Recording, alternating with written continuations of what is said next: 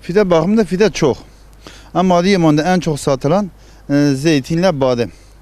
Elma, armut, kayısı, kiraz, şeftali, ceviz. Bu tür şeyler daha çok satılıyor.